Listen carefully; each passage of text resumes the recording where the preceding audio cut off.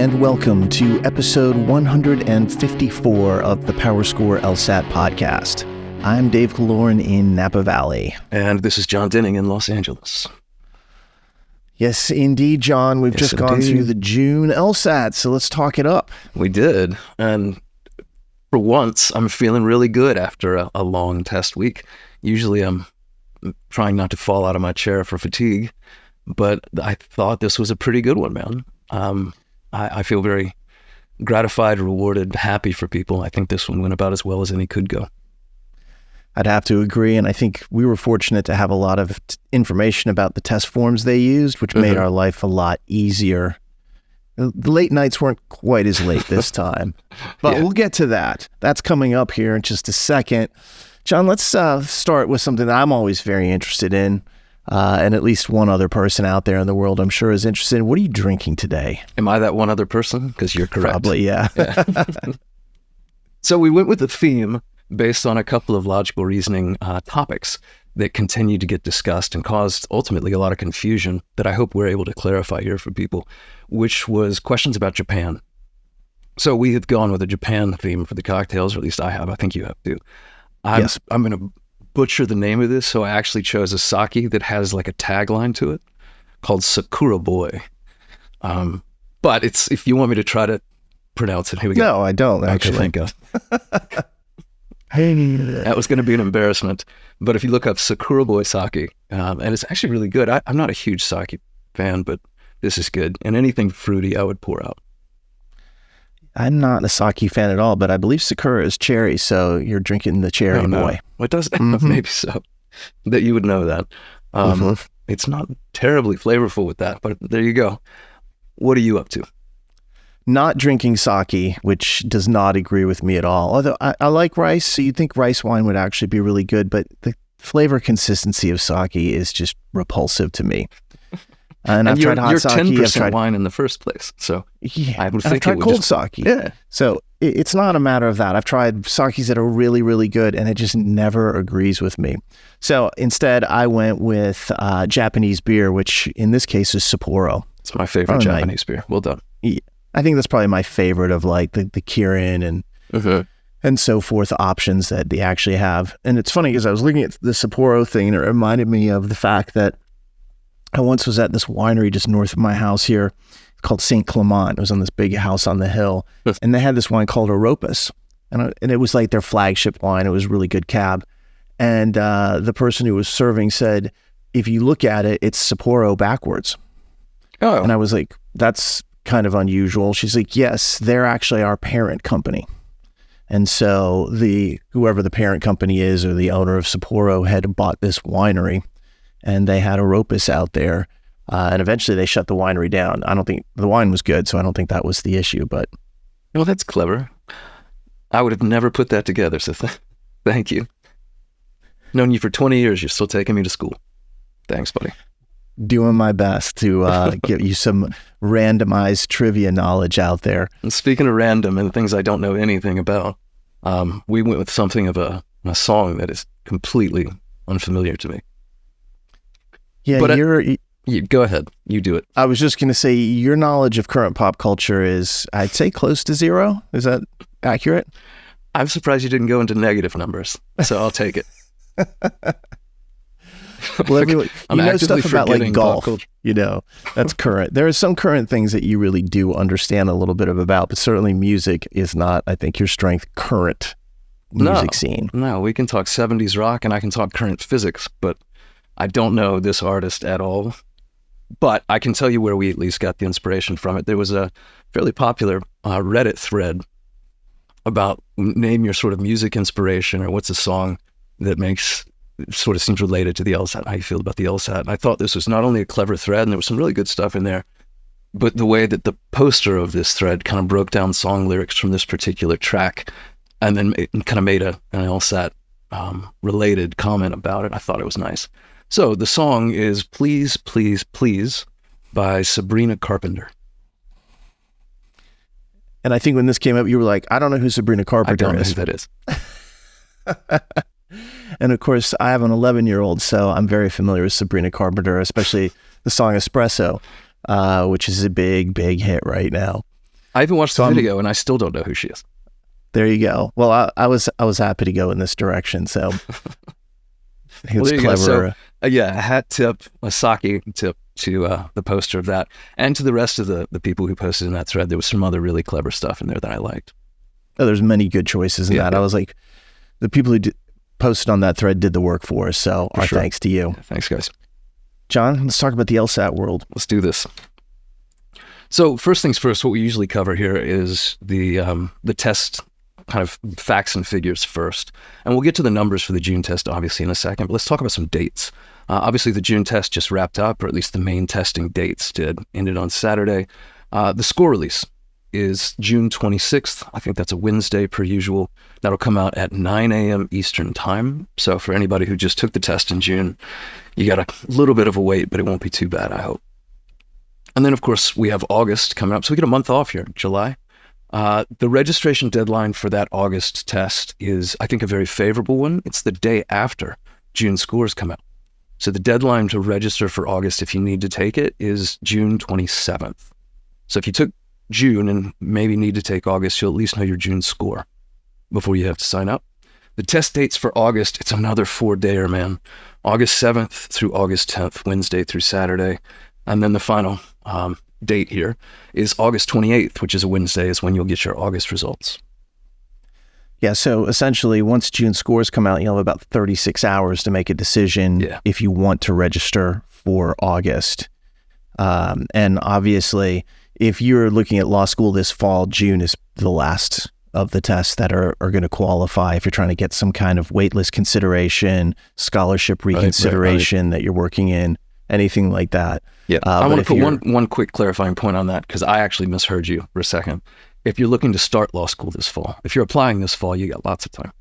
That's correct. Yeah, sorry. Start in this fall, June's the end of the line. If you are applying this fall to start the following year, then both these tests are fantastic for that. Sure.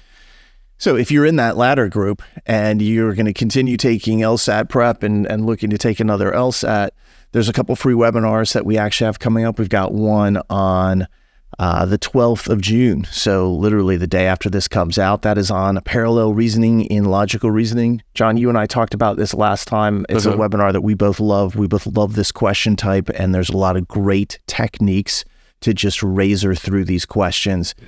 And they're essentially infallible if applied correctly.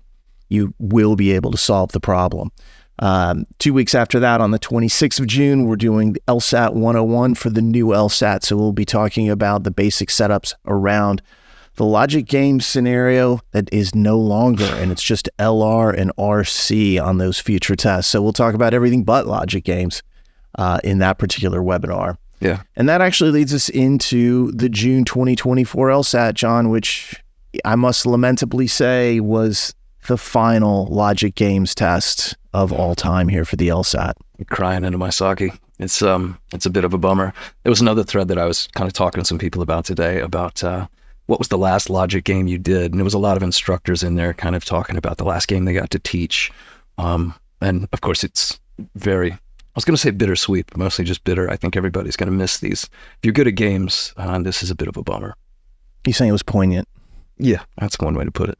All right, so let's take a look at some of the statistics around this June LSAT. And it was an interesting test because each day got bigger and bigger as we went on. And we know that they'd already added a fourth day. They added a Wednesday to start this test. The original June conception was just 3 test days. And then they started to see the registration go crazy, which is really not a surprise because historically when there's a test format change, whether it's the LSAT, the GMAT, what have you, the last administration, of which June is for the LSAT, in the current format, it balloons up. And at one point, there were over 35,000 people registered for this test. Now, almost 33% of that disappeared. The melt was fairly significant. And in rough terms, this is what the 4 days looked like. On Wednesday, at around 4,800 test takers. On Thursday, about 5,900. Then Friday, 6,100. And then unsurprisingly, on Saturday, you had 6,800. So you had kind of like 23,500 and change. And so in that particular grouping. And obviously the numbers will finalize here over the next few days as, all the kind of tests get approved and so forth. And all the retakes kind of come through the chain. But that's a pretty significant sized LSAT in general. And certainly the original registration for June was one of the largest in quite a while. Mm-hmm. And part of that attrition rate, too, is due to the fact that people often sign up for these kinds of summer tests while they've actually applied to school. And so they can get results from schools, applications get accepted, they get off wait lists, and then they don't need to take the June test. They just kind of had it as a safety net. So I think that's a big part of why they lost about 11,000 people. Yeah, if you were on a wait list and you were thinking, all right, I'm going to use this test to get in, and then all of a sudden you got accepted, or you got another offer that you liked better, then you don't have to take the test. So there's a more volatility in a test like this, especially towards the end of a cycle, as the needs that people have can change just from hearing from law schools, which has nothing to do with the LSAT per se. Yeah, the other thing that we usually try to cover here, and this will be wonderfully brief, I think, are any just major issues that we saw, test centers with proctor issues. Was there anything that you happened to catch? Because I kept a pretty close eye on this, and I didn't see much of anything that was systemic. Obviously, some people faced problems. That always happens. But yeah, I think we divide this into two categories. Was there a system-wide outage where a large swath of people were affected by something? Sometimes that's weather, especially in the winter months, you see like a snowstorm come through. Sometimes in the fall, you see like hurricanes and so forth. You also see system outages. Microsoft goes down and the whole test goes down, or LSAC has an outage, or Prometrics has a proctor issue. Did we see anything that was systemic? No. So that's always good news. That's the first box you want to check off, because if you have problems there, you're instantly into the hundreds of problems, usually into the thousands of problems. We didn't have that. And in fact, Jon, I'd make an argument that this was actually probably the smoothest LSAT that I've seen in a while. However, smooth doesn't mean without problems. There are still one-off individual issues where, things happen. Your computer shuts off. There's a problem with the proctor. You get ghosted halfway through. We saw those reports, as we always do. And, just to be entirely honest, when that happens to somebody, for that person, understandably, it's devastating. Yeah. Usually they try to work through things with a makeup, which is coming on Tuesday in a week and a half here. But at least as far as what I was seeing, I know there was a few power outages. I think it was on Wednesday. Yeah, I think I saw some too. That might have been weather related. I can't recall. So there was a note about that. But beyond that, I didn't see anything. Yeah. Yeah. And this is part of the reason too, that when these tests get to the size, the volume that we see here, LSAC is willing to add an extra day because it just spreads the burden, the proctor burden, the system burden a little bit thinner. And then there's less likelihood that something might actually go wrong for everybody. And this is kind of an important test if you think about it, because you do not want your last shot at logic games to be affected by proctors. Yeah. And look, the problems with proctors exist. They do things. They act weird. They start talking. They forget about you. They change. We know that that's already out there. Yeah. Obviously, there's not a documented problem rate that anyone's able to figure out. I'm sure LSAC has it, but we don't have access to that information, and they'll never give it to us. So I don't really know what the actual problem rate is, but that kind of stuff happens, but it's hard to get past that. But you do not want some kind of systemic problem with the last logic games test. So that was good. Yeah, and happily, as you mentioned, there is a makeup test next Tuesday. I think it's the 18th. So if anything did go wrong, it's not the end of the world yet. You've still got an opportunity. File your complaint. You can do it right through your LSAC account. And if it's remotely justifiable, they will grant you another opportunity at this. It'll be a new test. You don't just get to restart the one you had or finish the one you had, but you can take another stab and you'll get your score back on the 26th with everyone else.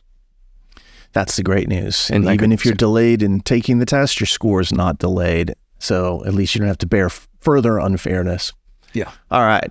Let's talk about, the actual recapping of the sections, what was real, what was not, and then the scoring scale predictions. And usually beforehand, I kind of run down a list of reminders and disclaimers on how we actually do this. The last couple of times I've given it kind of a gloss over, but there's a lot of test takers here now. And so I'm actually going to run through the whole thing. If you have never listened to it, I recommend that you do, just because it kind of addresses a few things that might help everyone understand what it is that we're talking about, why we talk about certain things in certain ways, and even a little bit out how we glean some of this information. But I will start with the very first thing, which will also be the last thing, which is our humble request that you not summarize the contents of this podcast online. It's really easy to reduce it to 0 plus 1 minus 1 in the content. But when we see that, it usually misses the nuance of what we're talking about. And we really prefer that people listen to what we have to say about it directly, because we can add context. To us, it's more than just a simple matrix that says, oh, it's that, and you're done. Depends on where you're scoring, all sorts of things like that. Second point I will mention is that we don't really talk about section order when we do this recap. And that is because section order does not matter to us. You can have identical content to another test taker and not have it in the same order. Or you could have LR 1 and 4 and think, oh, I had the same test as this other person, but theirs might be reversed. They might have had your 4th LR first and vice versa with the other section. And so sometimes people are like, boy, I don't remember that order.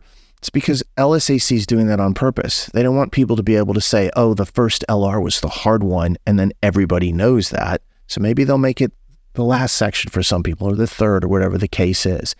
But section orders change all day long. Also, content changes all day long. They move in and out between tests. Maybe they start with a test on Wednesday morning, then they move to another test Wednesday afternoon. Then on Thursday morning, they start using both, and they might add a third test in, or different sections. It's not always the same. They do it in their own pattern.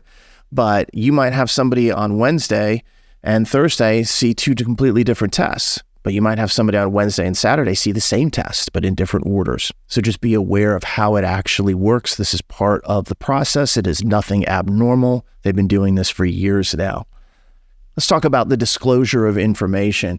And for a while, LSAC was very hardcore about don't disclose anything. And now they've kind of opened it up online, where once the test is over for the main administration, they allow you to talk about it online. And so you're actually seeing people talking about test content online. We go through this whole process and collect a lot of information about the various elements of the test. And we use a lot of different resources for that. We have a huge database of information from the past that actually outlines many of the sections that were in use this past weekend, for example. And then we add to that, we refine it. We most especially make sure they didn't change anything, because sometimes they move questions in and out. We've seen them move reading comps passages in and out, logic games in and out. But when you go online, one of the things that they really try to ask you not to do is don't post specific solutions. Don't post specific answers. You can talk about the topics. They're very clear that generally is okay. But one of the things is a lot of people send us test reports, like this is the test that I had. Obviously, we don't talk about it until the test is over. That's part of our just kind of like human agreement with the test takers, test makers, and everybody involved in this process. We're not going to recap this test on day one. We wait until it's over so no one is compromised by that. And typically the tests that might be given afterwards, maybe some type of accommodated test or a makeup test, they're not the same exam as is the usual thing. So just something to be aware of.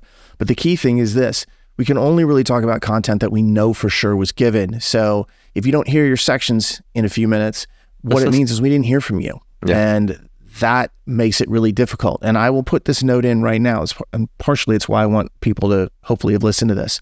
This is about to get way harder for us coming in August. Yes. Logic games is kind of easy.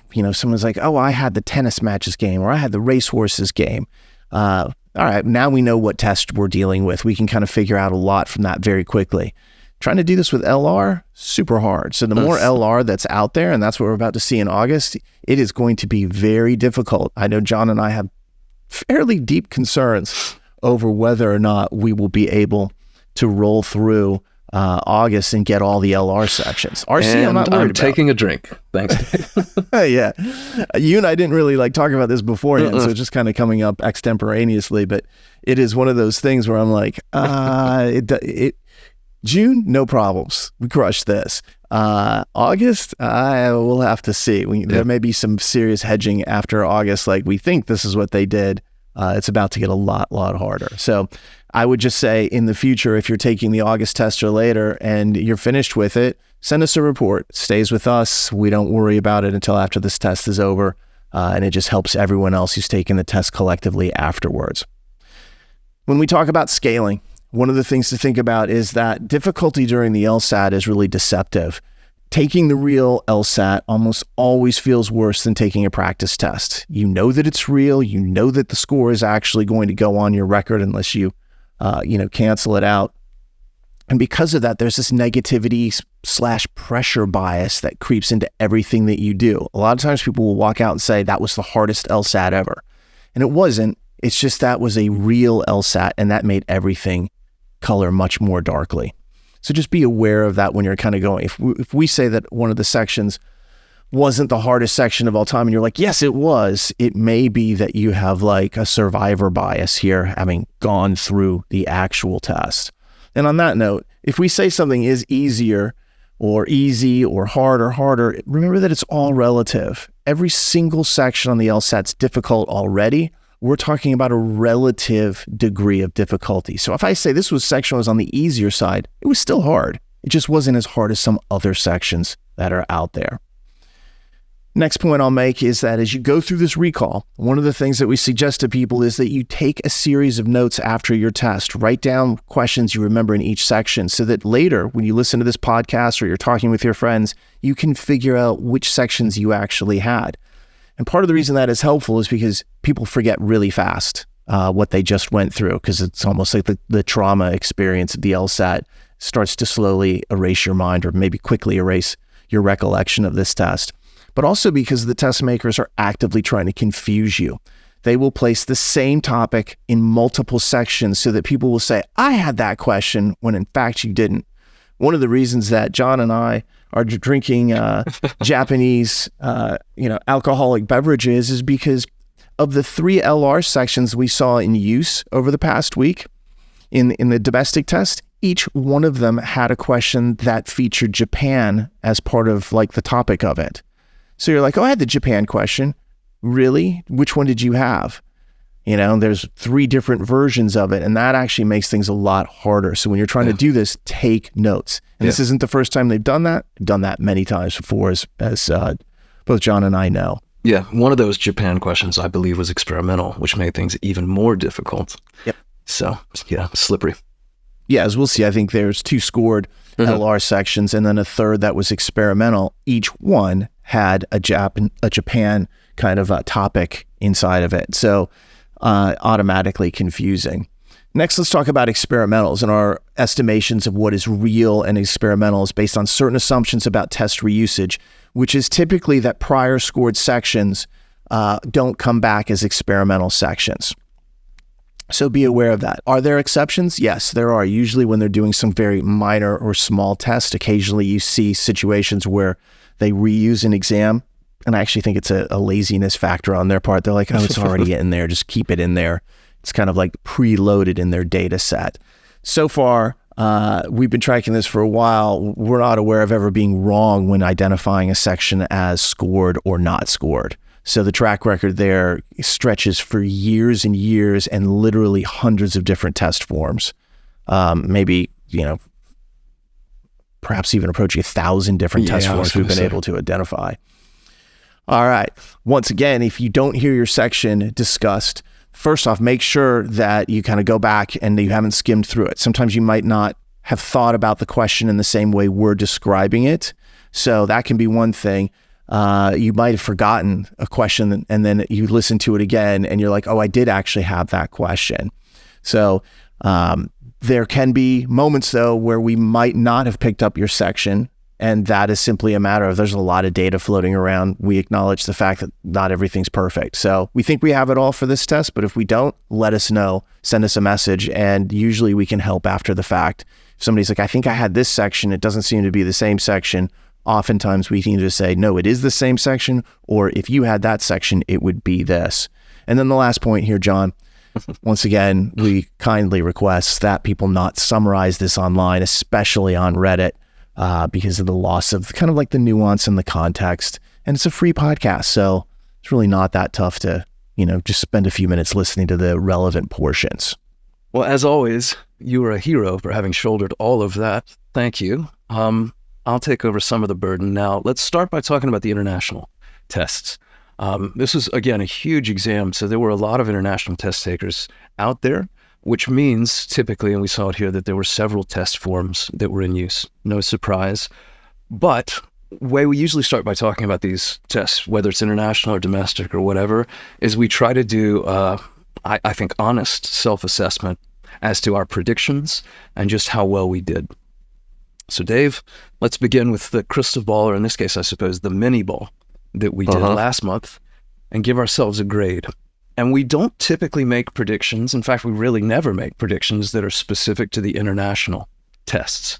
And there's two reasons for that. One, they either tend to overlap with domestic tests, so the predictions apply to kind of the globe.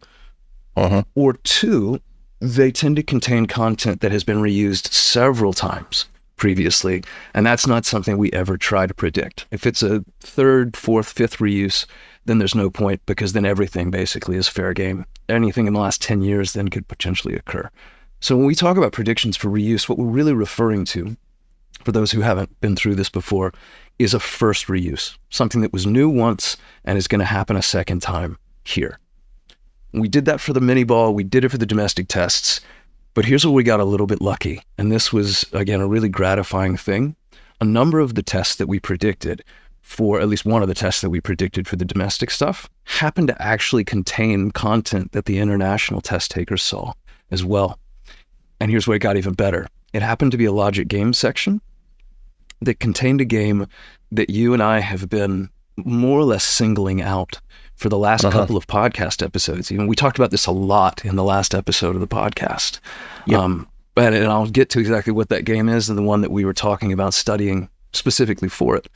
But know that the predictions that we made here for the international people, I can't tell you how many messages I got that they were like, "You're a lifesaver. I wouldn't have known what to do. I'm so glad you guys mentioned doing this game because it saved me." It completely changed the nature of the day. Yeah, let me go back and actually address something that you said about the test reuse and what we're trying to predict and not predict. Okay, so first off, when you have tests that have been given 4 or 5 plus times, they have a huge catalog of those exams, and they tend to rotate those in and out. There always seems to be one of those exams that's in any test pool is floating around. For us to try to figure out which of the 50 tests they could choose, it's unreasonable. There's no one can predict it anyway. Not that they're trying, but ultimately we're not actually trying to predict that. You then said correctly, it's like we're really focused more on that first reuse test. And there's pretty much always one of those going on. Like that's also part of the grouping that they use, and they tend to rely on those first use tests a lot. Those have been the ones that we have predicted repeatedly. Just over and over, because we can actually see essentially the pattern of what is occurring with that. So if somebody's listening and they're like, that doesn't make sense, it's because of the fact that that's a much smaller group. We can see the reuse possibilities there and know when they were used most recently and whether or not they're actually going to come up. The ones that are like the stalwarts that they use over and over, really impossible for us to predict. Which leads to a really interesting point, Jon, which is we're not trying to predict every single section for every single person. And I think this is something that maybe there's a misapprehension of this online, because what we're trying to do is help as much as we can. But there is no way. I mean, no one's ever even predicted test content before we tried it. Right. And then we've done it repeatedly. But we're not trying to say that we're going to get every single RC passage for every single test taker or every single logic games or what have you. If we can get one, we're already happy. Yeah. On this test, the real key thing wasn't that they used a huge amount of content that we expected. It was that the content that they reused was something where we could definitely help. And that's what you're referring to is when we talked about it this last time. Yeah. I'll add to that a third category since we're just trying to elaborate and round it out. Thanks. Which is they also, for every one of these testing kind of groups, they use new content, stuff that no one's ever seen before. And of course, predicting that would be the most impossible. If that ever occurs, I will be dead and speaking from beyond the grave. It's just me with my Ouija board trying to contact Dave. I must be omniscient at that point to know that.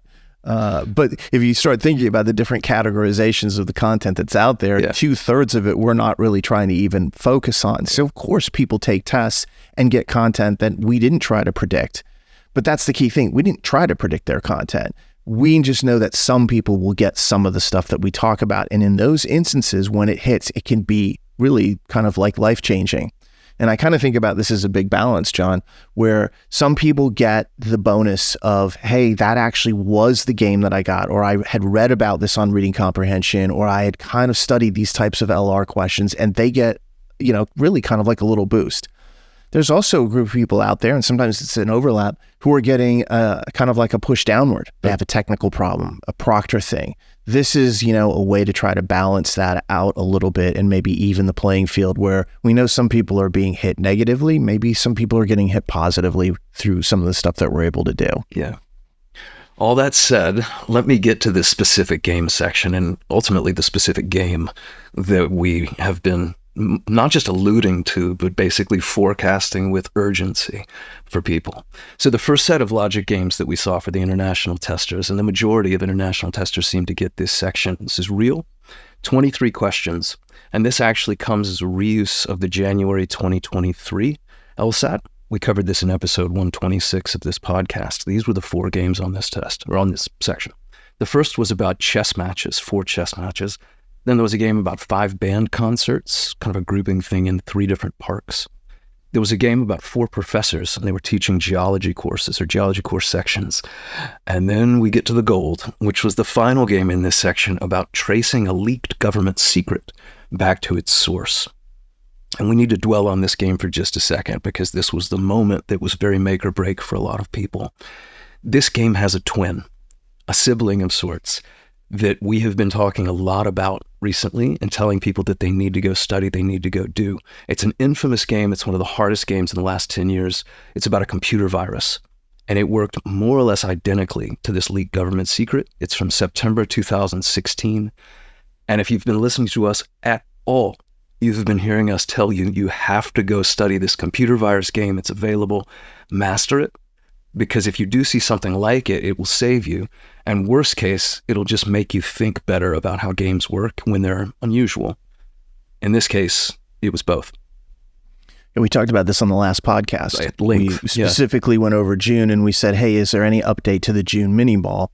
And it wasn't that we updated it, but we again highlighted this game and said, look, if you get it, this will be a godsend. If you don't, you still will have benefited from thinking outside the box with this. You go back to the June mini ball, I talked about it very specifically and highlighted it. You go back to the April-June main crystal ball, I talked about it there and highlighted it as well. And the reason was we knew this was out there, and it sure felt like to us it was coming again. Yeah. And so when we saw it show up again, I think, Jon, you and I had that look where we're like, we knew it. We knew it was coming. Yeah. We were right about that. And so, this is why we do this. It feels great, number one, but more so, it's what you pointed out. The number of messages where people are like, that helped me so much. I'm like, that's what test preparation is all about. You're trying to help people. Yeah. And I realized some people didn't get that game. And unfortunately, that's nothing we can do about that. We were able to help the people who got it, not the ones who didn't. Yeah, this to me was kind of a week full of highlights, and we'll continue to emphasize what they were. This might have been my favorite moment of the whole week. Just the fact that we talked about that game so much a week ago, and then it came up right there. And I got so many grateful messages from people, which I obviously appreciated too. But you're right, Dave, that was not the only section of logic games that international test takers saw. There was another real set of games. Let me run through those as well, just so people know. 23 questions, and the reason that we wouldn't have even tried to predict these is this was at least the 4th reuse of these. I think the first appearance was in January of 2021. The most recent appearance of these games, interestingly, was in February of this year, February 2024, and they occurred a couple times in between. Here were the 4 games in this section. It was a game about musical shows or plays in a performance season.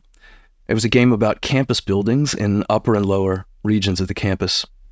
a very tricky game about paintings and sculptures in an art gallery. This was at upper and lower levels and 18th, 19th, and 20th century art being represented. And then another pretty tricky game at the end about archaeologists and artifacts.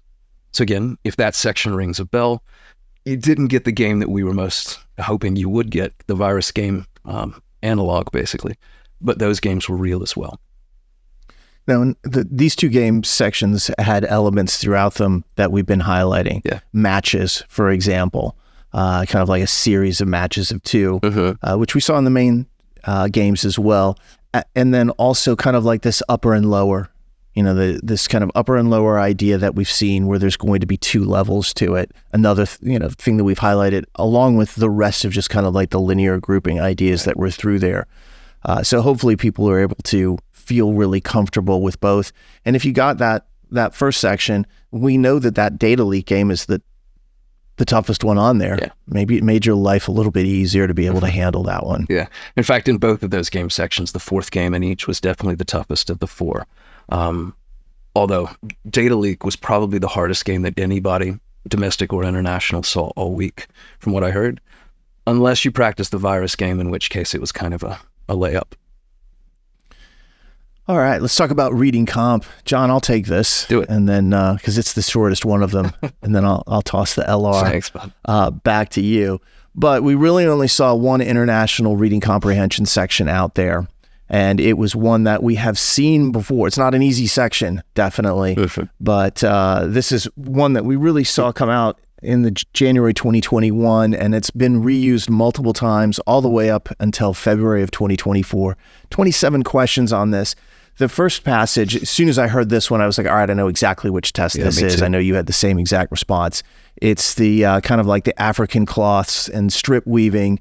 There's two groups in the West African society, and they're weaving these strips of fabrics. I think it's called kente cloth on these small looms, kind of like this hand-woven textile discussion that's going on. So there's that passage. Then there's a passage about essentially computer-generated simulations in courtrooms in the U.S. and the United Kingdom, and how electronic displays work in these courtrooms.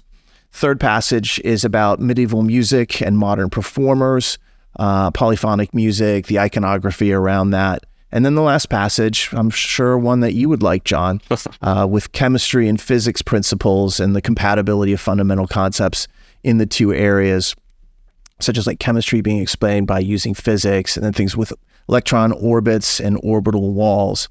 And that, I believe, was your comparative. Yeah. So you ended out with that. This is not the easiest section of LR that ever was floating around. RC, but yeah, you're right. This is tricky.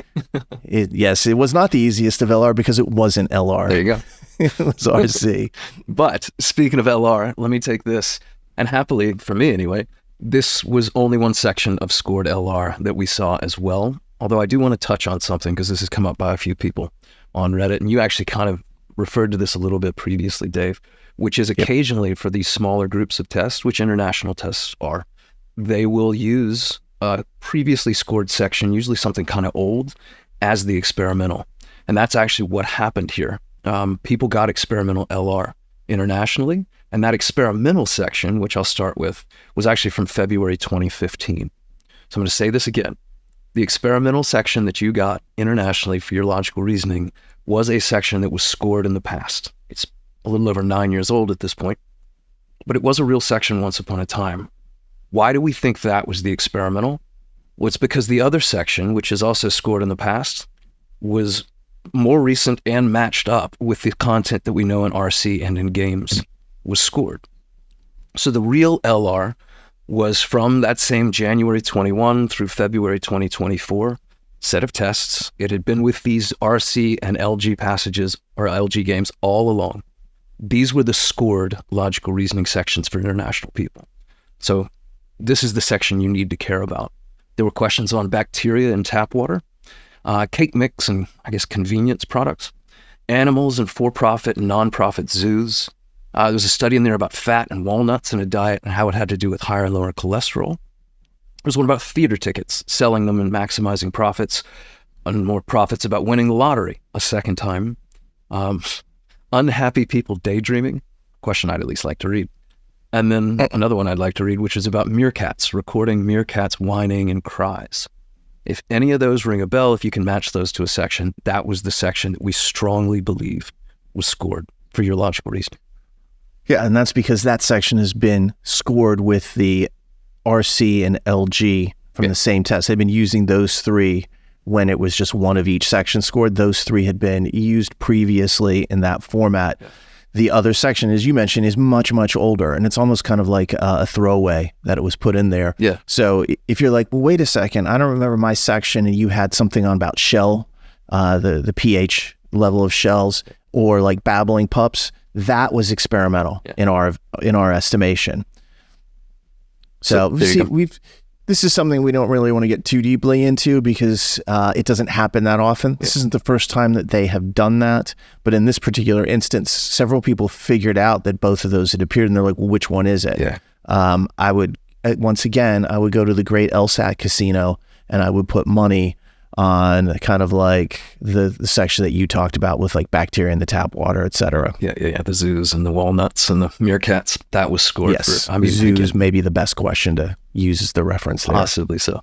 But there you go. So yeah, that was kind of, first of all, just an interesting phenomenon, but I did feel like they just grabbed this old section and put it as a placeholder to just round the 4 out. But there you go. All right. Perfect. Well done. Let's get the matrix done on this. And just then that'll knock off the international test takers. And is it possible that some regular domestic test takers had some of this content? Absolutely.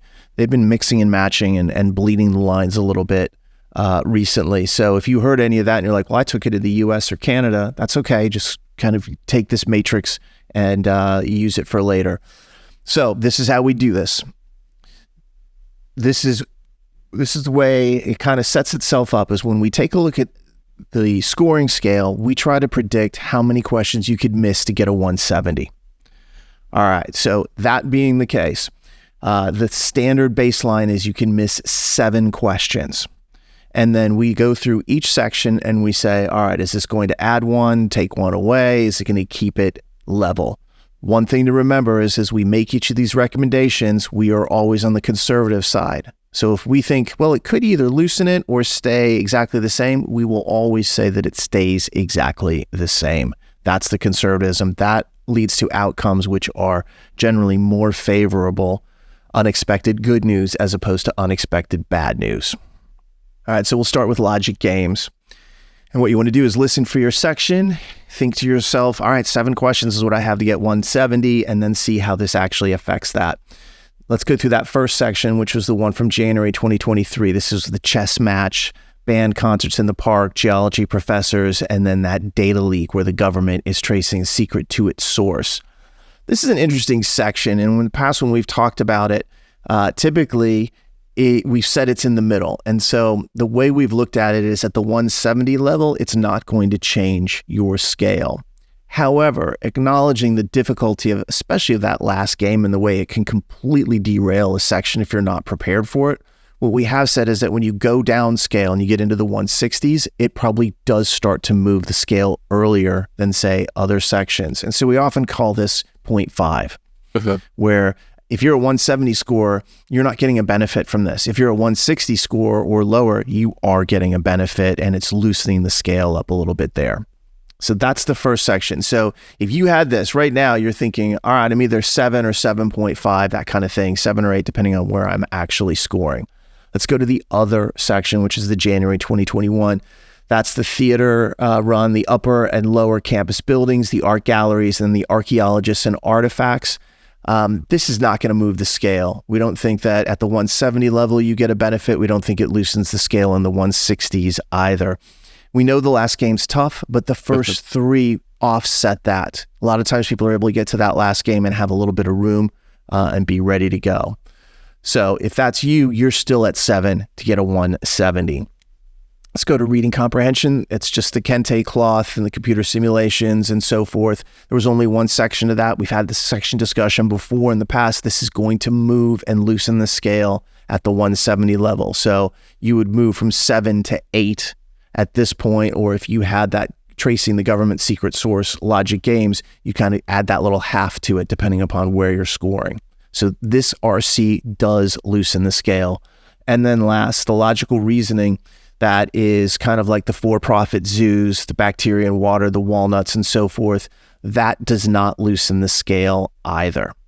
So everybody automatically goes to -8 with the reading comprehension, and then it kind of depends on what happens given the logic games that you had. And that's typically the test that most of the international test takers had.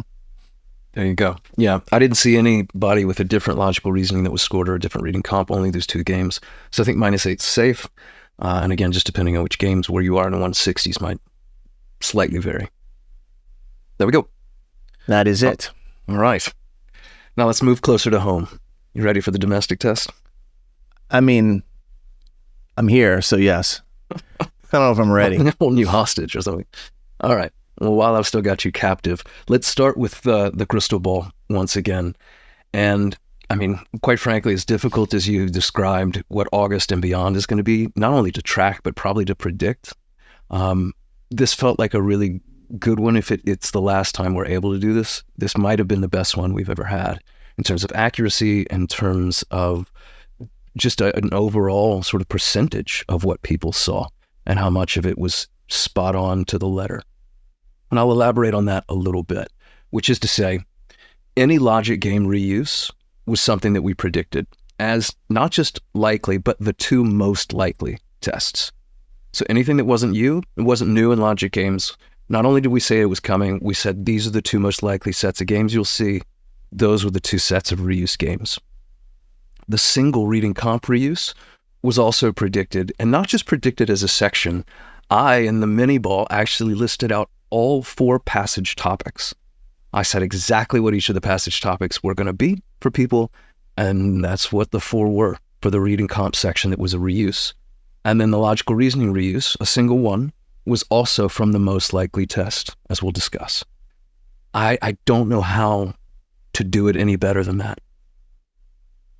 Yeah, I think we're pretty happy. Yeah, as it went through. And I'm going to make 2 comments about this. First off, somebody might be able to say, well, so you predicted it, so what? Remember that when we put out the discussions, and especially like the recommended problem sets, we use the predictions as the basis for what we're looking for.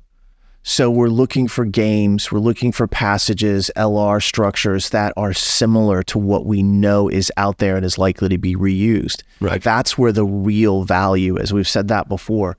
Whether or not you go to the RC and look up the topic, it's up to you. I can see the value in doing it. I also wouldn't spend hours on doing it. Right. But the problem sets should make you better for something like this regardless. That's the first thing. The second thing is this, is even with predicting that much, that doesn't predict everybody's test. Yep. And some people won't have any of their tests directly predicted by that. I saw a comment on Reddit early. I was like, no, they missed it. And I was like, I knew at that point that we hadn't, but that person hadn't gotten what we talked about. So they were not happy about it. And I'm like, I understand, but you're also misconstruing exactly how we do this and what the purpose of it is. Yeah. If you got something new, then there's no hope of us being right about a prediction because we wouldn't even tried. And that's, again, you said LSAT casino before. That's really just the luck of the draw as to how this goes. Yeah, but if you think about it, if you go into any given standardized test, you shouldn't know anything about it at all. You should have no hope whatsoever of knowing anything. The fact that some people actually are able to at times get an advantage, it's a bonus. And that's what this is. This is not something where it's like we're trying to predict every single section or test. That is not possible. So as I said before, this has never been done before. No one's ever been able to predict beforehand certain content that would appear on, someone's upcoming test. So when it does happen to us, even if it happens a little bit, we're excited. When it happens as much as it did this time, I think you and I are like, wow, this is good. June's a nice test for us. Yeah, I think it also explains why I'm not falling asleep in the middle of this. I actually was able to relax a little bit because as soon as I started seeing the predicted content appear, I knew what it was. We knew exactly what was happening. That makes our work level go way down. Yeah. I think our challenge is always, especially with these tests, is LR. And that's why I made that comment earlier that LR in August concerns me from a test recap. Okay, all that aside, John, let's start with logic games. Who wants it? I don't know. I'll do it then. I was hoping to hear some enthusiasm from you. and I did not get that.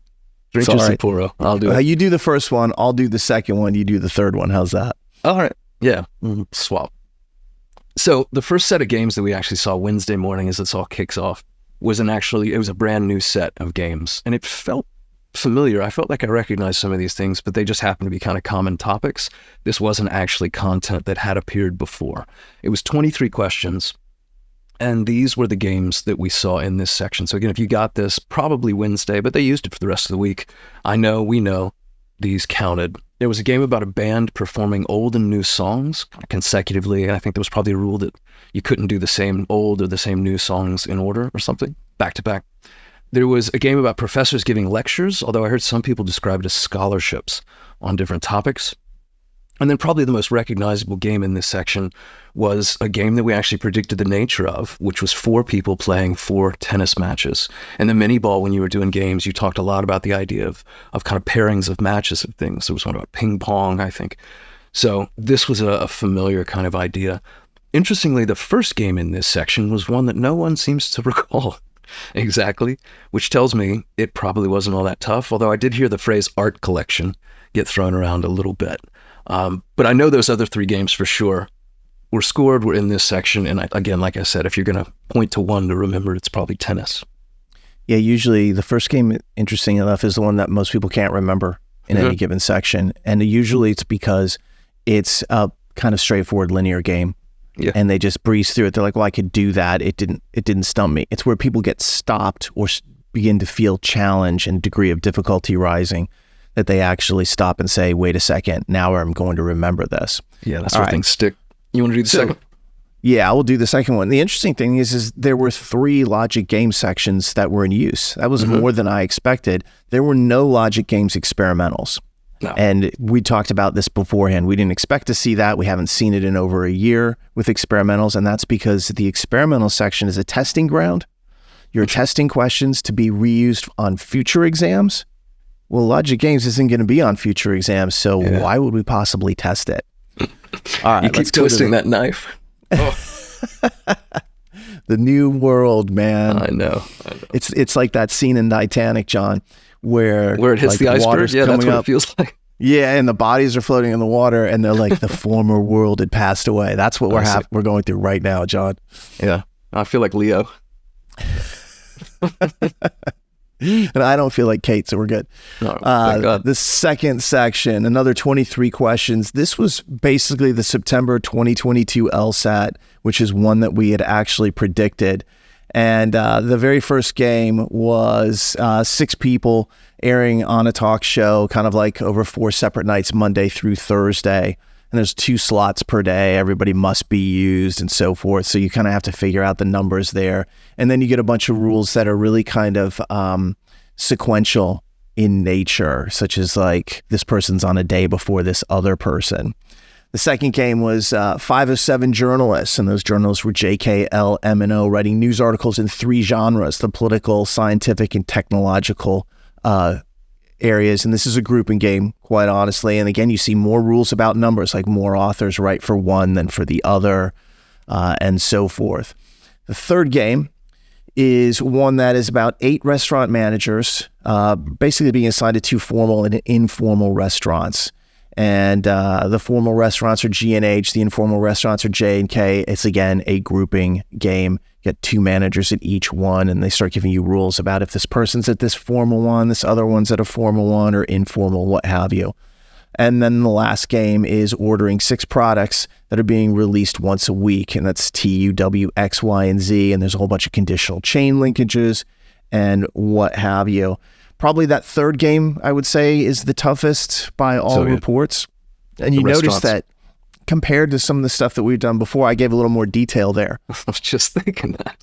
And you're just thinking, I feel like I really glossed over the first set, given what you just did. The funny thing is, I didn't, as you well know, John, I didn't even give a tenth of the details that we have about this particular section. We could list all the rules if we wanted. And the only reason I'm giving a little more detail about this is to make sure that anybody who had it can really recognize it, but also because this game's not going to ever come up again. Yeah, who cares? It's dead. Who cares? There is no spoiler here. Exactly. Given what you just did, I hope you don't mind, but I'm going to let you keep the baton. Do you mind doing the third set? Do I mind? No, of course not, John. I'll be happy to do it, and then I'm going to let you do. That's fun. A whole bunch of RC and fun stuff like that. All right, so let's go to the third of the scored logic game sections. This was also 23 questions, and this test was really from April 2022. This was also on our prediction list, so we had kind of rolled in games that would match this up in our recommended problem sets. The first game was a really easy game, a very simple basic linear game, basically numbering these projects N, O, P, R, S, T, and U from 1 to 7. It's a research lab that is going through that. Game number 2 is about 4 magicians, R, S, T, and U, performing 2 illusions. And the illusions are performed separately. They're numbered kind of like 1 through 8 and so forth. There's some twists in there. Some of them go twice and so forth. But that was the second game. The third game is about a veterinary practice, providing 1 or 2 or both services, which happen to be grooming and training. So that's kind of interesting because you'd figure that grooming and training would be 2 of the services they would perform in addition to actually, saving pets. Which, by the way, John, is certainly resonant to me since Thursday I had to go to the emergency vet because I have learned something about dogs. Don't let them get anywhere near sugar-free gum. Yeah, this was news to me as well. Yeah. Apparently, sugar-free gum has xylitol in it. Xylitol, especially to small dogs, and I don't have one, is toxic. Even in big dogs, if they eat too much, it'll be toxic. Fortunately, my dog was just fine, but here we have a veterinary practice that, in this case, these 5 clinics aren't actually doing the primary veterinary research. It's just other services that they're grooming doing. And training, I think, is what they were up to. How about save the animal? But shout out to the vets that the emergency vet I went to, because they took care of my dog super fast, and she is in fantastic condition. Yeah, that's great news. That was scary. It was honestly unfun, and I had to make a race over the mountain, which is where I live, very twisty. 45 minutes, and I got there, I think, in 35. Jesus. Well, speaking of racing, what was game 4? It was a stable that had 4 racehorses, and they're kind of like racing on over 3 consecutive months at 1 of 4 tracks, and there's 1 horse racing at each track per month. So again, this is an interesting section, kind of broken down, but there's your games right there. Lab projects, magicians, veterinary practice, and then the stable with the racehorses. There you go. Again, I hope people understand that the reason we say, and we're kind of harping on the idea of like these were the top 2 tests that we said were most likely, isn't just an ego stroke, although it does feel pretty good. It's because we base the recommended problem sets on knowing these games and then finding ones that are as complementary or as reflective as possible. That's what this is about. Exactly. All right. Well, nicely done. Let me step back in the ring here, and I'll do some reading comp. In fact, there were 2 scored sections of reading comprehension and 1 experimental. I'm happy to power through all 12 passages here. So you sit back, enjoy your beer. The first set of reading comprehension that we saw this past week, again, came out first thing Wednesday morning, 27 questions, and these passages were all new. So we had not seen these in use before. These 4 passages, though, were scored. So if any of these ring a bell for you, this was a real section. There was a passage in there about styles of fiction. It was talking about novel writing and the idea of minimalism. An interesting, I think, passage about archaeological remains and burials, Egyptian tombs, Bronze Age burials, something about warrior burials. Sounded interesting. That was the comparative passage. There was one that I think sounds very boring about tribal land water use. This was the legal passage, Winters versus the U.S. And then the 4th passage, the final passage in this section, was a topic we've seen several times about bipedalism and the evolution of humans walking upright. I think it called it compulsive bipedalism. Those 4 passages were all scored. And again, that's a new section. So that doesn't match any predictions because it couldn't. But then things, yeah, go ahead. I was going to say, of course, when we saw bipedalism, I know. I think both you and I were like, oh, we know this. And then we started pulling up the information and comparing it. We're like, no, this is not the same. But this is a great example of how topics tend to recur on the LSAT. And that's because there's somebody out there writing passages for LSAC who knows this stuff really well, who's kind of like an expert or at least highly knowledgeable about the evolution of humans and how bipedalism kind of came into play and all those kinds of things. So they write one passage and then a while later they write a different passage and it sounds, hey, it's bipedalism. Yes, there's another passage out there that is about that. That's not this particular section. It is different. And you can tell because of some of the stuff like the winters, water use, this is completely, hasn't been seen before as a scored element. So just an interesting note. Yeah, it definitely caught both of our attention, though. And you see this sometimes with various topics where they've just got some expert chained in a basement somewhere, and he churns out 4, 5, 6 passages. Oftentimes they come out fairly close to one another. There was a stretch of time about honeybees and bee dancing and bee communication, for instance, that I remember. Speaking of honeybees, we're going to see some more of that in a minute. But sometimes this is what you get. You just get this idea of like, oh, that guy wrote another one. So serotonin, dinosaurs, like you could just start pulling out all these topics and been like, oh, we've seen multiple questions in different sections on these types of ideas. As we drink our Japanese drinks, same thing. So there you go. That's coming. Yeah, let's get to something more fun, which was the other scored section, real content in reading comprehension. And the reason this is more fun is because these were the 4 that I mentioned previously that we predicted, not just the section, but every single topic. So let's go through it. 27 questions. I really hope these ring a bell for you. I hope this was the section you got.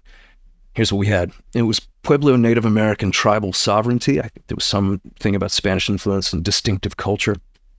The second passage was about ASL, sign language, and symbolic language structures, sort of the signed versus spoken word and the relationship there. The third passage, the comparative passage, I think would be interesting. This was an archaeological passage about fossils and myths in the ancient world. I think the idea was that you saw these huge fossils that they would discover, and it seemed to confirm at times for people these Greek myths about, gods and titans and the Titanomany, that sort of stuff. And then the fourth passage was about Newton and Einstein ultimately, and altering Newton's laws of gravity as we learn more about the nature of dark matter, which was a very tricky passage for a lot of people, understandably. But if you were at the mini ball and you were paying attention last month, every one of these topics I laid out piece by piece. I was like, go read about this. And then they happened. So that was incredibly gratifying. Yeah, nicely done. It's always good to look at it because you and I both pulled up the slide afterwards and we're like, yep, there's all 4 of them. Yeah. So sometimes people, it's interesting. I saw comments online. It was like, well, I had 2 of them. I'm like, no, you had all 4 of them. You just didn't recall that they were connected that way. Yeah, but to reiterate too, something you said before, it's never necessary to perform well on this test to know the content of the topic ahead of time. In fact, the test is designed so you don't need to. They literally will tell you everything you need to know about sign language. But A, it makes you more comfortable if you're a little bit familiar with things. That's just a basic truth of, reading something, understanding something. And B, anyone who saw these topics, and I got this message a lot, was like, oh, I knew that was real. And that is a real bonus too. We shouldn't be able to do that. But here we are. No. And it's actually interesting because not only did I get that message, but I also got a number of messages saying, if you predicted it, is it real? And I think that's, it's an honest question where someone's like not totally certain. If we're making a prediction that something's going to be reused, we're not predicting experimentals. We're predicting scored sections. So that's if we put something up there that says, hey, it's American Sign Language and these structures, and you see that is going to be the real section there. It's not like we're putting that up there just saying, hey, you might see it. We don't care what you see for your experimental section, to be quite honest, because we know that's not going to be scored. It'd be almost mean to make people study for an experiment. Oh God, it'd be a waste of time. We're trying to help people on their scores. The experimental isn't going to help with that. So if we're predicting something and then it pops up like that actually tracks. If you stop and think about it, you're like, okay, that would actually make sense. Otherwise, we're just wasting people's time, and that is the last thing on earth that I want to do. Yeah. Unless it's this podcast, in which case, It's funny. I was thinking that same exact thing. There was an experimental reading comp section, though. It was 27 questions. Mostly, I think I saw this paired up with the Newton and the sign language and archaeology set, but it got mixed and matched in throughout. So if you had 2 reading comps, this should have been your experimental. If you recognize these, you can ignore them, ultimately.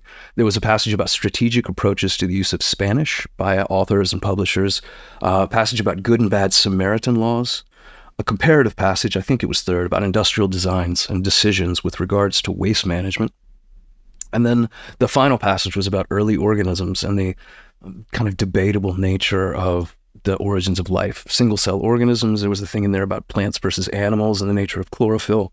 A tricky one to conclude, but fortunately it didn't count. None of those 4 did. Excellent. So really, surprisingly to me, that at least as far as what was reported to us, and that we were able to confirm, only 2 scored reading comprehension sections. Yeah. Thought maybe they'd throw another one in there. That's not what we saw, but at least it's out there. And the end is in sight. We're getting close. Yes, it is. I'm getting happy about it. All right. And so we come to LR. And one of the things we're going to do with logical reasoning here is we are not going to talk about the experimental sections. There was at least one. I think there were probably 2 from what I saw, although with logical reasoning, again, it's always a little bit tricky. What we do know, though, is that there were 2 scored logical reasoning sections.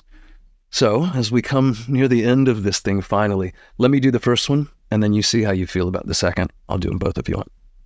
Okay. Here was the first one. And again, this we saw straight out of the gate Wednesday morning, and then throughout the weekend, people repeatedly got this section. This was all new content as far as we could tell. Let me just run through some of the question topics. If you had any of these questions and you can pinpoint it to your section, that section counted. That was scored if you had 2 LRs. So the first question, interestingly enough, so that's an easy place to begin, was about this mountain range, an Antarctic mountain range under ice, and some debate about how old it could be based on its height and the nature of erosion over, I think, 500 million years or something. There was a question in there I saw a lot of people talking about nitrites in food.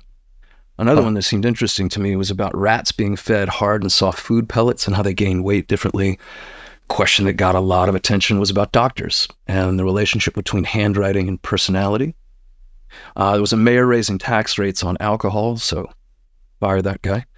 There was one about kidney stones. There was one about baby boomers listening to rock music and their hearing loss related to that. There was one about dogs and horses being large as an evolutionary advantage. And then I saved this one for last for a reason, Dave. There was a question about Japanese wood art, Japanese aesthetics. So there, finally, we come to our first instance of a question on this topic of Japan. But as we will hear, it wasn't the only one. And again, we've talked about that throughout, so no real surprise. But all of those were real. All of those were in the same section. And for a lot of people, again, those should be recognizable. Yeah, that's a very specific Japanese question. I think it had art school in there and strife on top of that. And so that was the first one. Let's jump to the second section then. Sure. Okay. You want? I'll go ahead and take this. And this was, again, happily from that September 2022 LSAT that we had highlighted as being very likely to be used. So I'll just jump through a series of questions from this test. This was a section that had 25 questions. And it opened with a question on parasitic mites and the negative effects on honeybee populations. So there's those honeybees you mentioned, John. Mm-hmm. Another question on gargling with salt water to alleviate cold symptoms, which seems to be like one of those folk remedies that everybody does. Yeah. I'm not so big on it. Anyway, how about the question right after it about modern refrigerators and why they're more efficient at cooling, but they use more electricity.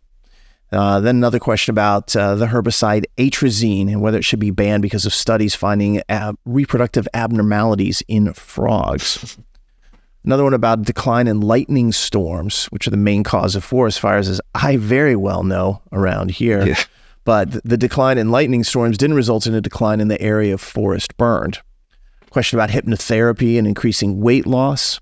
Another one about the best child rearing practices, and those go back to our hunter-gatherer kind of ancestors and origins. And then, here we go, sitting deep in the section, right near the end at number 23, you have a question suggesting we should order countries' CO2 outputs by per capita emissions and not total emissions. And a lot of people online referred to this question as the Japanese emission question. So again, another question about Japan.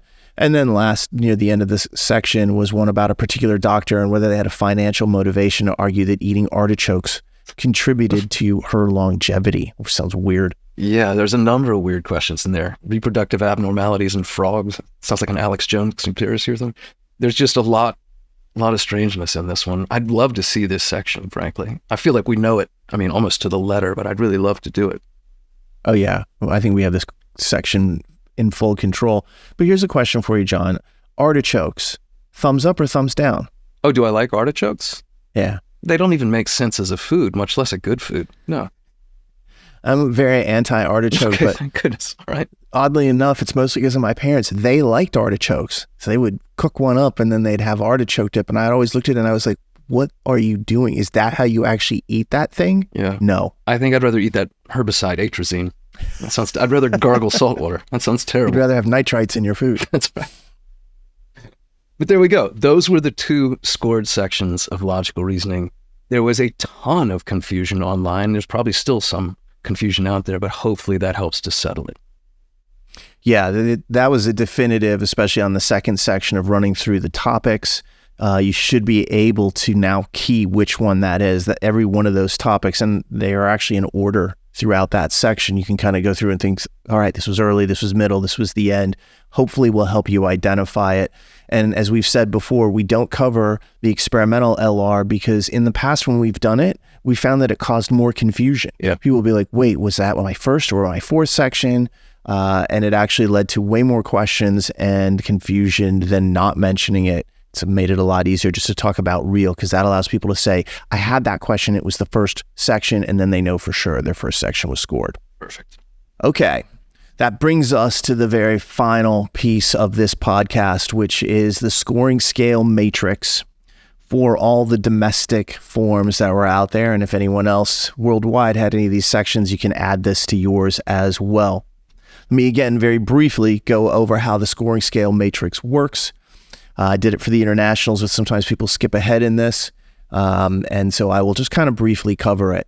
What we're trying to do is to predict how many questions you can miss to get a 170. And what we end up doing is going through each section and then telling you how that section would adjust the scale, meaning that for each individual combination of sections, you end up with a particular scale for that combination. You just have to listen and say, all right, which of the sections did I have? And then how does that adjust the scale? So we start with a baseline of you can miss 7 questions to get a 170. And then each one of the sections either adjusts it or doesn't adjust it, depending upon the actual nature of this. As I've said before, we're always conservative. So if we're really undecided, we will go towards the conservative, because at the very end, when scores come out, that is likely to lead to a happy surprise, not an unhappy surprise. Nobody likes those. So we'll go through each of the 3 logic game sections and see how this adjusts the scale. So right now, everybody starts at -7. That first section about the old and new songs, the professor lecture, scholarship stuff, and then most importantly, the tennis matches. This is an interesting section because it's hard to read this. And I think, Jon, our initial feel on this is that it's not going to move the scale. Yeah. But we also think that tennis matches game is difficult enough that it will move the scale as you move into the 160s.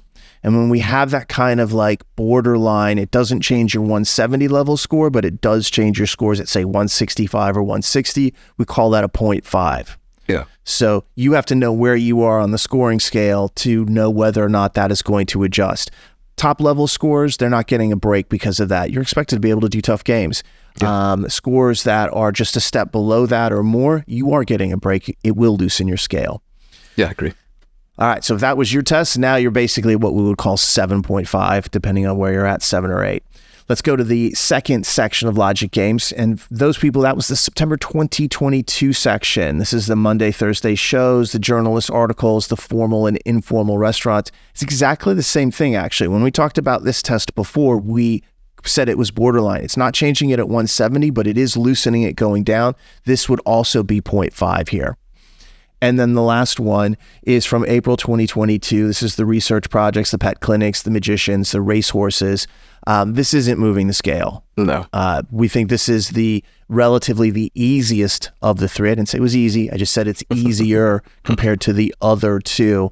And we think that this is a section that a lot of top level scorers felt probably pretty good about.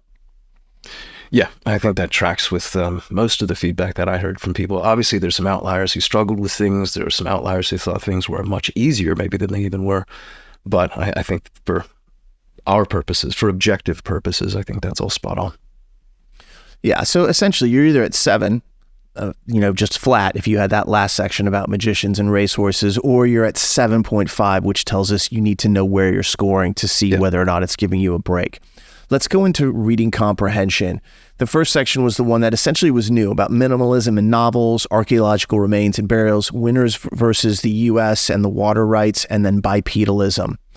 This passage set we didn't feel was overly challenging at the highest levels. We felt it was a very reasonable, not bad section. We're going to say no scale adjustment on that. It goes to 0. So, I know everybody wants the scale to move. But remember, this section, if you did pretty well on it, you actually don't want the scale to move, because if the scale is moving, it means that you missed something, essentially, that it was harder than it looked. I don't think that was the case here. Doesn't mean that there weren't difficult parts of this. I saw a lot of people complain about the winners passage being time consuming. The other RC section was about Pueblo tribal sovereignty, sign language, fossils and myths, and then Newton's laws of gravity and dark matter. This is on the harder side. I think at the 170 level, they think you're going to be able to fight through it. But after that, I think it loosens the scale up. And when we've talked about this before, we called this, again, that 0.5. So it's kind of interesting, John, because now you've got some people out there who have 0.5 on logic games, and then they have 0.5 on reading comprehension. And I think at that point, we start to think that does move your scale. Yeah. You're no longer just you're no longer just 7. You now have enough kind of accumulative difficulty sections where it's probably moving it closer to 8 at that point. Yeah, here's how I'll put that. I think if you had tennis matches or the formal, informal restaurants game sections, and then you got sign language and Newton, I think you probably are at -8. Yeah. That's exactly the case. And so this is kind of that nuance that we're talking about. You can't really summarize this online very easily because there's more to it. And the combination of 0.5 sections doesn't happen all the time. So that's LG and RC. And again, John, that's the last LG we'll ever predict. Let's go to LR. Just driving it in, salt in this wound. It's great. Trust me, it hurts me as much as anybody. I know it does, but I feel like you're deflecting your pain. Yeah, I'm laughing through the tears. Me too. Or crying through the laughter. I don't know which one is more apropos. Let's go to logical reasoning. So we had that section that was essentially really new as far as a scored section about the Antarctic mountain range, the rat food pellets, hard and soft, the doctor handwriting, the nitrites in food, kidney stones, dog and horse size. We think this is a reasonable LR section that overall would come in and not change the scale at 170, and it wouldn't significantly move the scale more than expected, at least as you went down into the 160s. So that would be a 0 there. And that brings us to the last of the sections that we'll cover here. That's the September 22 reuse that we predicted, and that was the Japanese emissions questions, the lightning and the fires, forest fires, the honeybees, gargling with salt water, hypnotherapy. I think we feel pretty comfortable with this section. We know quite a bit about it. We could probably talk with authority about every single question in this section. This is another 0.5 though, because at the 170 level, we think that really good test takers should be able to handle this. They're not going to get a break. But once you start moving down into the 160s, it's going to loosen the scale a little bit more than it normally would on a 0. So this would be 0.5. So ultimately, you don't get any single section out of this grouping that is like, this is so killer that it moves the scale entirely. You get some breaks as you go downscale. And if you kind of talk to a lot of test takers, and John, I would say you and I both have talked to many, many test takers. Hundreds and hundreds and hundreds. Yeah. One of the things that I found was very striking about this test was a lot of people felt like, hey, I was in it. Mm-hmm. Yeah, there was difficulty, but I never felt like I was just sidelined entirely by this exam. It always felt like this is fair. This is pretty reasonable. I didn't feel like they tricked me in the June test and just like delivered a bolt from the heavens and struck down test takers like Zeus from above. There you go. You know what I found to be really interesting here is that June, this time of year in general, April, June, is where you see a lot of people that are fairly new to the LSAT. In fact, I think you and I'll probably do a podcast just kind of for new people, explaining just the nature of this industry and how this process and journey, adventure works. But I talked to a lot of first-time test takers this past week who all felt, and I don't think that they were fooling themselves, who all seemed to feel like that was fair, that was normal, that's what I expected. Of the prep that I've done, that tracked. And so to me, I think that's a really good sign. And certainly for the veterans out there, I think that's a really good sign as well. But it also means that nobody's probably going to get a -9 combination here. Yeah. I think we can say that with certain combinations here, you've moved to -8, and that's not unreasonable. It's more an accumulation of just kind of like slow difficulty over the course of sections, as opposed to any kind of like brutal lineup of heavy hitters like we've seen in the past. We've seen a lot with reading comprehension in the past. This is definitely difficult stuff in here, but not at some of the levels that we've seen historically. And that's what this is all about. There's a historical comparison that's going on with scoring scales. They're testing against various groups. There's thousands of people in these groups. They have a lot of data. Yeah. We're trying to reflect that. And Jon, we'll find out, because on Wednesday, June 26th at 9 a.m. Eastern time, scores will start to come out and be released in short order. So let me clarify that point, because I know a lot of new people are listening to this. We won't find out. We'll never know what these scoring scales actually are unless they release these tests in that sense, disclose them. But we'll certainly find out what your results are on Wednesday. That's what I was referring to. Yeah. I just want to make sure nobody was like, well, "Where's my scale? How'd you guys do?"